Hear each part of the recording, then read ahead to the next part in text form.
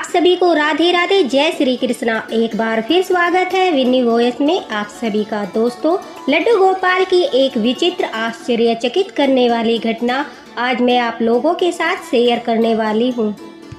जो लोग सोचते हैं कि लड्डू गोपाल मात्र एक मूर्ति है, स्वयं लड्डू गोपाल ने यह प्रमाणित किया है इस कलयुग के लोगों के सामने कि लड्डू गोपाल मात्र एक मूर्ति नहीं बल्कि पूर्ण रूप से जागृत है।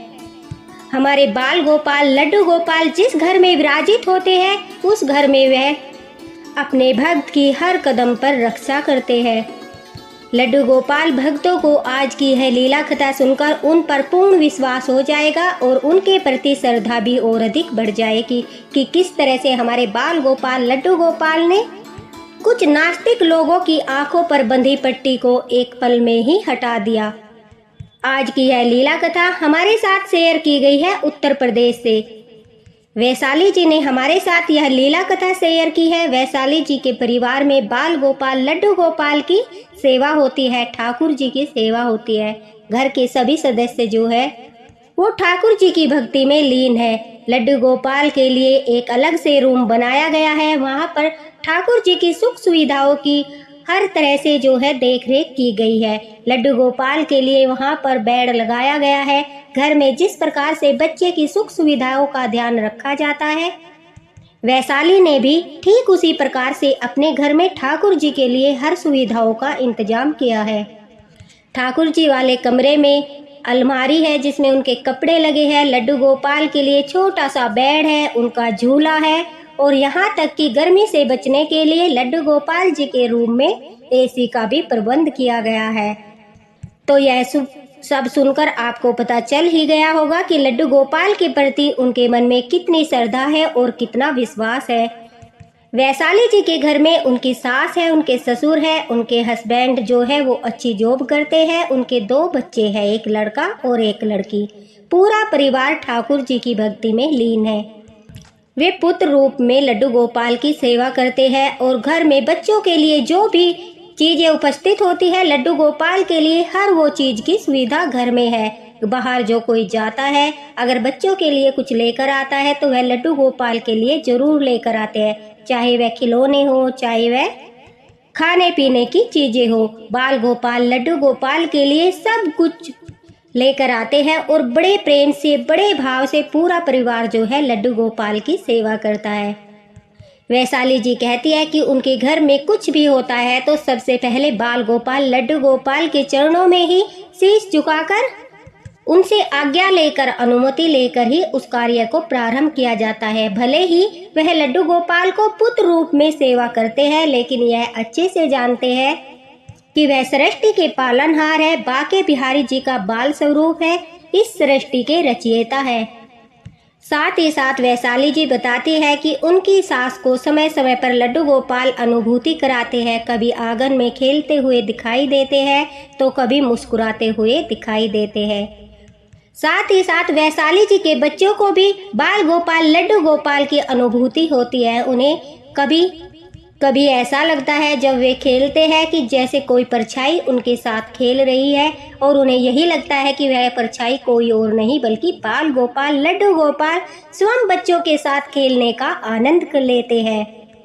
उसके साथ ही साथ वैशाली जी को भी लड्डू गोपाल की काफ़ी अनुभूतियाँ होती है। वह कहती है कि मेरे नटखट लाला जब मैं कभी उन्हें वस्त्र पहनाती हूँ तो मेरे साथ अद्भुत लीलाएं करते हैं। जैसा कि उनको कोई वस्त्र नहीं पहनना, कोई वस्त्र उन्हें अच्छा नहीं लगा तो बाल गोपाल लड्डू गोपाल हट करने लगते हैं और उस वस्त्र को वो धारण नहीं करते। साथ ही साथ जब लड्डू गोपाल का वैशाली जी श्रृंगार करती है तब भी वह लीला करते हैं, बार बार अपना झुमका गिराते हैं, अपनी बांसुरी गिराते हैं। तो वैशाली जी समझ जाती है कि आज लल्ला जो है वो लीलाएं कर रहे हैं, मेरे साथ आनंद ले रहे हैं, मैया को परेशान करके। जिस तरह यशोदा मैया को नटखट लाला परेशान करते थे और मैया को बड़ा आनंद आता था, उसी प्रकार वैशाली जी कहती है मुझे भी बड़ा आनंद आता है जब मेरे लाला मेरे साथ कोई लीला करते हैं।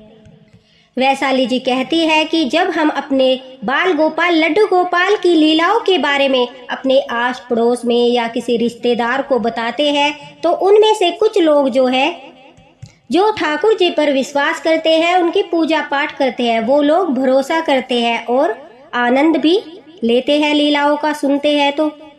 लेकिन जो लोग ठाकुर जी पर विश्वास नहीं करते, उन्हें मन ही मन एक मूर्ति मानते हैं, तो उनके चेहरे पर एक स्माइल आती है। उस भाव को देखकर वैशाली जी कहती है, मैं अच्छे से समझ जाती हूँ कि इस व्यक्ति को आज के बाद बाल गोपाल की कोई लीला का बखान नहीं करना, क्योंकि उसके मुख के भाव से पता चल जाता है कि उसके लड्डू गोपाल के प्रति भाव ही नहीं है। वह मात्र उन्हें एक मूर्ति मानता है और जो लीलाएं मैं उन्हें बता रही हूँ वह उसका मजाक बना रहा है। इस वजह से वैशाली जी कम से कम लोगों के साथ ही अपनी ये लीला कथाएं शेयर करती है, क्योंकि वह कहती है कि मुझे अच्छा नहीं लगता कोई मेरे बाल गोपाल का मजाक बनाए। लेकिन हमारे चैनल के माध्यम से वह हर लड्डू गोपाल भक्त को यह लीला सुनाना चाहती है, बताना चाहती है कि जब भी भक्त पर संकट आता है, कोई विपदा आती है, तो लड्डू गोपाल पूर्ण रूप से जागृत है और वह अपने भक्त का कुछ भी अनहित नहीं होने देते और एक पल में बड़े से बड़े संकट को भी टाल देते हैं। वैशाली जी बताती है कि उनके जीवन में एक अद्भुत घटना हुई जिसे देखकर सभी लोग हैरान हो गए, बल्कि जो लोग लड्डू गोपाल की लीला सुनकर उस पर विश्वास नहीं करते थे, अपने चेहरे पर मुस्कुराहट लाकर लड्डू गोपाल की लीला का मजाक बनाते थे और सोचते थे कि यह एक मूर्ति है। और वैशाली जी उनकी सेवा करती है, दिन रात उनकी सेवा में लगी रहती है, तो इस कारण से जो है उनके मन में जो भी भाव आते हैं उन्हें वह लड्डू गोपाल की लीला समझ लेती है। उन लोगों की भी आंखों की पट्टी खुल गई। बाल गोपाल लड्डू गोपाल ने स्वयं प्रमाणित कर दिया कि वह वैशाली जी के घर में पूर्ण रूप से जागृत है। चलिए बताते हैं कि क्या घटना हुई जिसके कारण लड्डू गोपाल पर सभी लोग विश्वास करने लगे, उनकी जय जयकार करने लगे और उनके चरणों में नतमस्तक हो गए।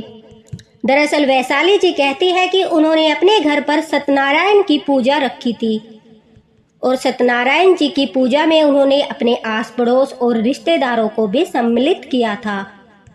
कुछ पंडित भी उनके घर पर आमंत्रित थे, जिन्हें सत्यनारायण की कथा के बाद उन्हें भोज कराना था। उसी के बाद जो है सभी को भोजन करना था। अब वैशाली जी कहती है कि सत्यनारायण जी की कथा संपन्न होती है, सबको प्रसाद दिया जाता है, चरना अमृत दिया जाता है, उसके बाद जो है भोजन की व्यवस्था की जाती है।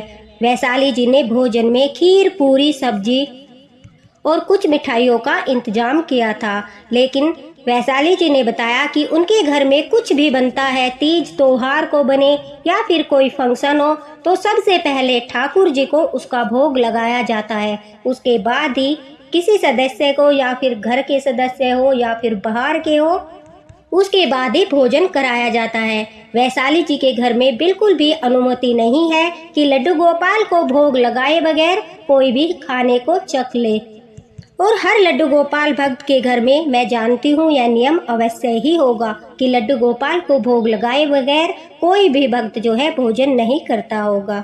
इसी प्रकार वैशाली जी भी बाल गोपाल लड्डू गोपाल को पहले भोग लगाती है, उसके बाद ही घर के बाकी सदस्य भोजन करते हैं। हर रोज की तरह वैशाली जी कहती है कि उन्होंने खीर का भोग लड्डू गोपाल को लगाने के लिए एक बड़ा सा पात्र भर लिया। उसके बाद उन्होंने पूरी सब्जी से पूरी थाली लगा ली।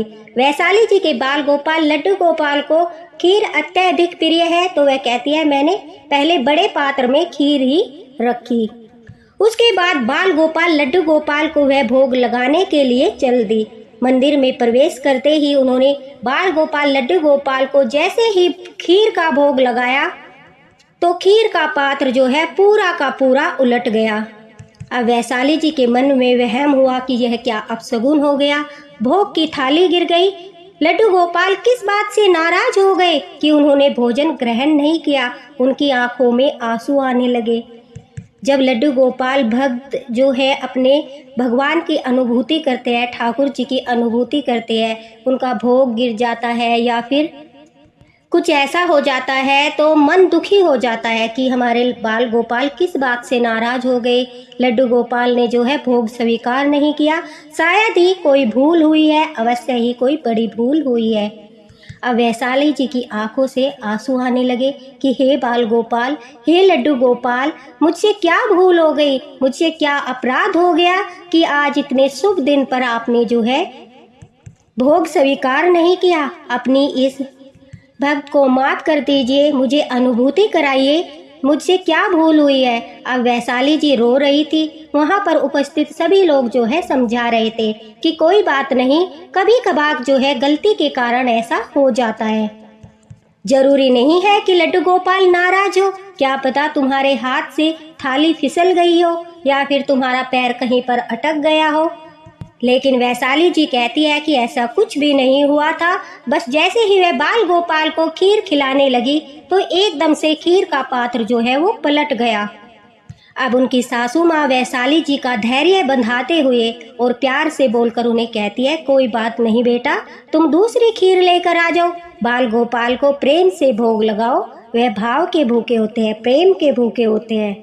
वह जो गलती हुई होगी उसे माफ कर देंगे और तुम्हारे हाथों से भोग स्वीकार करेंगे। और हमारे नटखट लाला तो बड़े ही प्यारे हैं। अब वैशाली जी कहती है कि मन में शंका तो हो रही थी, लेकिन फिर भी मन में यह भाव करके चलो, मुझसे गलती हो गई होगी, लड्डू गोपाल को मैं मना लूंगी। दोबारा से वह खीर का पात्र भरकर लाती है।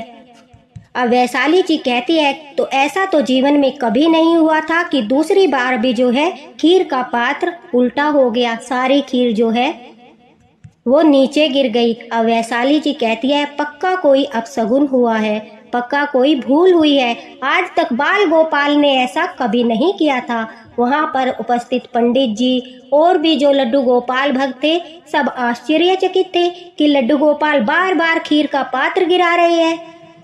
अब ऐसे ही पूजा में कोई भूल हुई है या फिर लड्डू गोपाल किसी बात को लेकर नाराज है। सभी के मन में शंका हो रही थी। अब वैशाली जी तो रोने लगती है, फूट फूट कर रोने लगती है कि बाल गोपाल क्या हुआ, अनुभूति तो कराइए, बताइए तो सही कि हमसे भूल क्या हुई है। प्रभु, हमसे क्या भूल हो गई जो बार बार आप भोग ग्रहण नहीं कर रहे। अब वैशाली जी बार बार प्रार्थना कर रही थी। तब उनकी सासू माँ कहती है, चलो जो हुआ उसे भूलकर आगे का कार्य करते हैं। अब लड्डू गोपाल से सभी माफ़ी मांगते हैं और वैशाली जी कहती है कि वह तीसरी बार जो है भोग के लिए खीर लेने जाती है। अब वैशाली जी जैसे ही खीर के बड़े पात्र में खीर निकालने के लिए हाथ डालती है या फिर जिससे भी वो खीर डाल रही थी, वह कहती है कि अचानक से खीर में उन्होंने जो देखा वह देखकर वह हैरान हो गई और उनके मुख से जोर से चीख निकली। उनकी चीख की आवाज़ सुनकर सभी रिश्तेदार, सभी आस पड़ोस के और जो पंडित जी थे वो दौड़ कर गए कि क्या बात हो गई, भोग लेने गई थी और इतने जोर से चीखने लगी, ऐसा क्या हुआ है। सभी लोग जहाँ पर भोग बन रहा था वहाँ उपस्थित होते हैं और जो सबने देखा उसे देखकर सबकी आंखें फटी की फटी रह गई। दोस्तों, जानते हो उस खीर में क्या था? उस खीर में वैशाली जी ने दिखाया सभी को, उस खीर में छिपकली पड़ी थी। इसलिए बाल गोपाल, लड्डू गोपाल बार बार संकेत दे रहे थे कि यह खीर मत खाना, यह प्रसाद मत खाना। वह उनका संकेत था। बाल गोपाल, लड्डू गोपाल नाराज नहीं थे, बल्कि वह अपने भक्तों को बचाना चाहते थे, वैशाली जी को बचाना चाहते थे। अपने भक्त के संकट में वह उन्हें बचाने आए थे। यह देखकर सबकी आंखें आश्चर्यचकित हो जाती है। सब एकदम से हैरान हो जाते हैं कि लड्डू गोपाल इसीलिए बार बार जो है भोग की थाली गिरा रहे थे।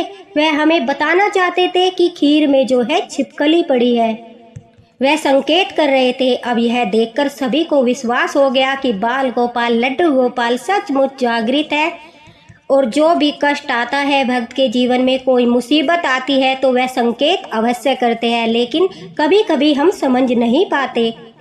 और लड्डू गोपाल बार बार संकेत करते हैं, लेकिन आवश्यकता होती है हमें समझने की।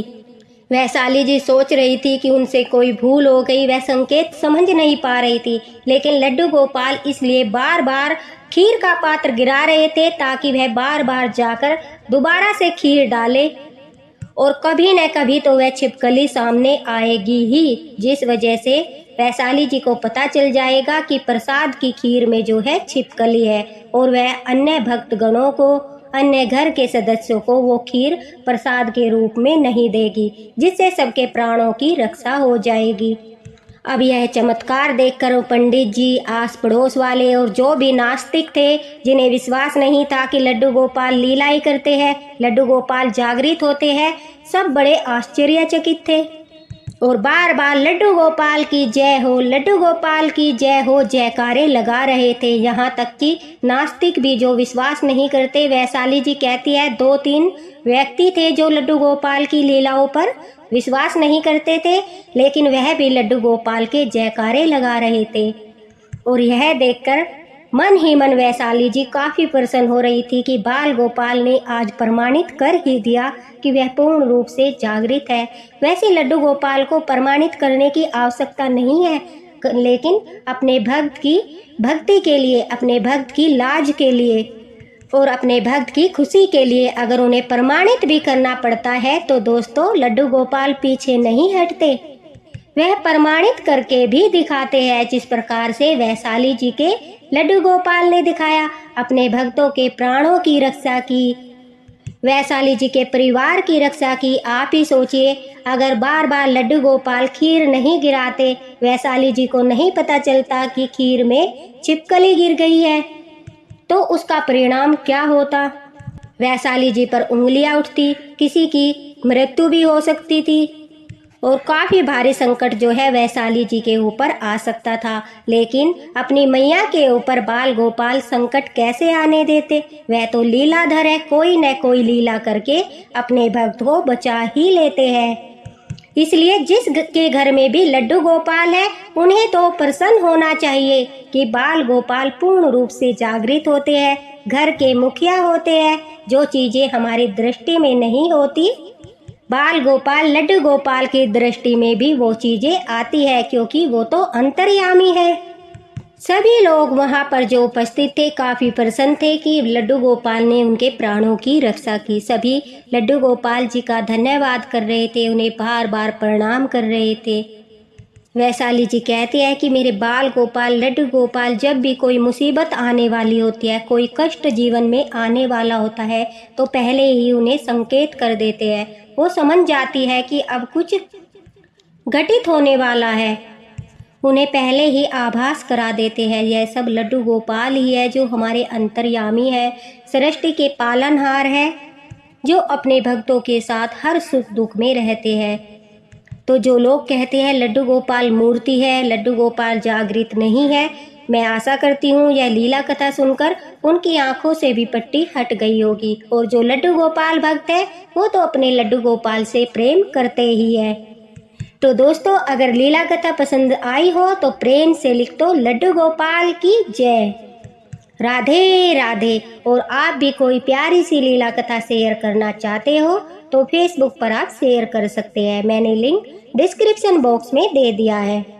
और वैशाली जी, आपका बहुत बहुत धन्यवाद, आपने इतनी प्यारी सी लीला कथा जो है हमारे साथ शेयर की, जिससे लड्डू गोपाल के प्रति प्रेम और अधिक बढ़ गया, उनके प्रति श्रद्धा और विश्वास और अधिक बढ़ गया। हर भक्त को विश्वास हो गया कि लड्डू गोपाल कभी भी अपने भक्तों के साथ अनहोनी नहीं होने देंगे। लड्डू गोपाल स्वयं आकर अपने भक्त के प्राणों की रक्षा करते हैं, अपने भक्त के मान की रक्षा करते हैं, सम्मान की रक्षा करते हैं, अपने भक्त को कभी भी नीचा नहीं देखने देते। राधे राधे।